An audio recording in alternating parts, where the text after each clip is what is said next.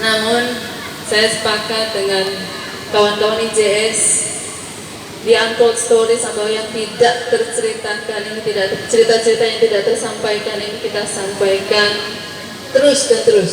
Kalau kita terus mengabarkan tentang kebaikan-kebaikan yang ada di Jabung, maka yang dilekatkan adalah kebaikan-kebaikan yang ada di Jabung. Maka nggak boleh putus asa.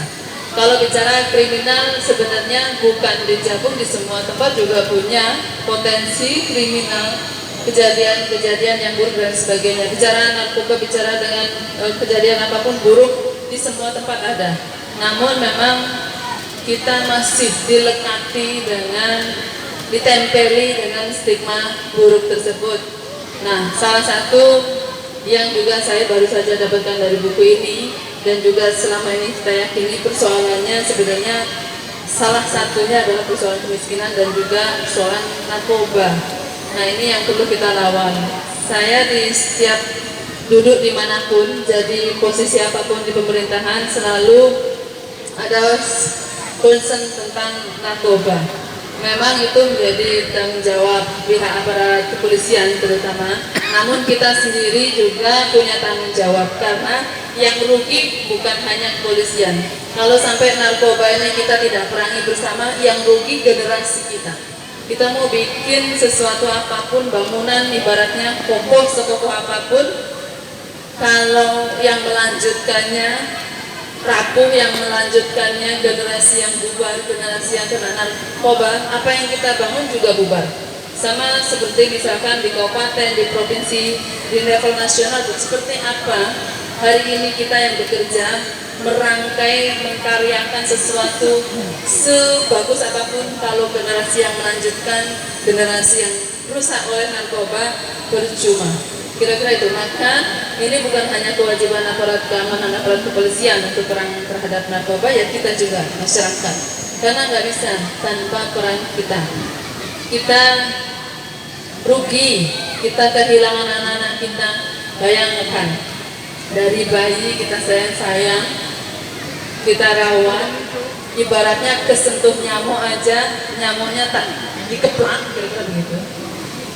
Ibaratnya jangan sampailah kesenggol, sampai gede SD disayang, SMP. Nah, kadang-kadang narkoba udah nyampe ke SMP. SMP anak kita dirampas oleh narkoba. Apa yang kita siapkan bertahun-tahun, kita sayangi dan sebagainya, dihancurkan oleh iblis bernama narkoba. Nah, ini yang kita mesti lawan. Dengan cara apa? Di desa-desa, kalau saya mungkin tidak sama dengan pola yang lain. Buat saya merangi negatif itu cuma satu, yaitu dengan menghadirkan positif. Merangi keburukan caranya cuma satu, yaitu menghadirkan kebaikan. Termasuk juga di Jabung. Merangi narkoba ini ya dengan hal positif, seperti yang dilakukan oleh IJS hari ini.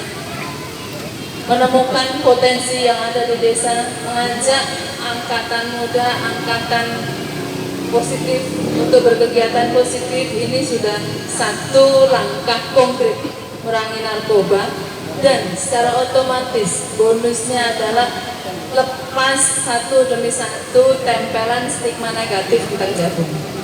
Jadi ketika ditanya dimanapun, dulu waktu saya tugas di Jakarta, tanya asli mana? Lampung. Daerah mana? Jabung, saya jawab.